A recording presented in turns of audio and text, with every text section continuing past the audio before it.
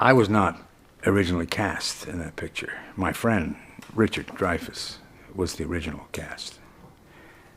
He had just done A Goodbye Girl and won an Academy Award.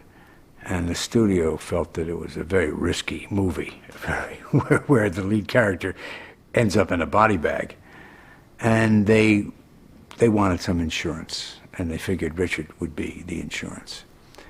And it didn't work out that way. After a couple of weeks, Richard called me up. He was in town, and he said, "I don't think I want to do this picture.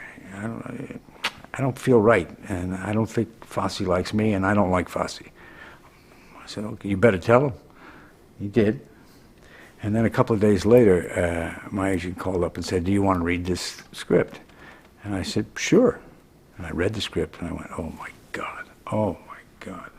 And I said, "Get me an appointment with Fosse." And I went down to his 2x4 office in the Brill building, where Herbie Gardner had an office, and Patty Chayefsky had an office, and Kazan had an office. So it must have paid $50, all of them, for these offices.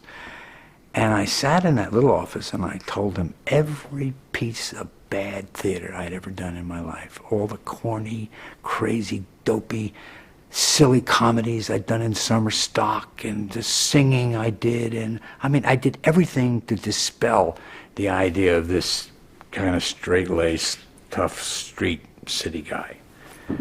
And he said, "All right, I'll tell you what I'll do." He said, "If you'll read the script with me every night for a week, and then let me decide." And that's what we did. We read the script every night for a week in his apartment.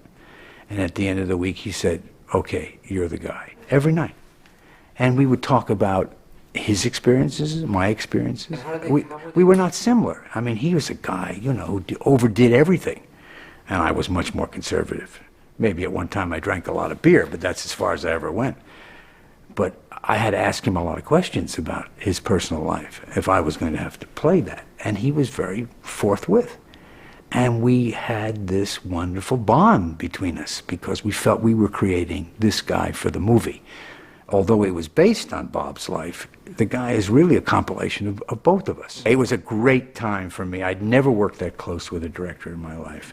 And I was shocked to find out that he was probably an astute director as I've ever worked with. He had been to acting classes, he had been to directing classes, he'd been to playwriting classes. He was very well read.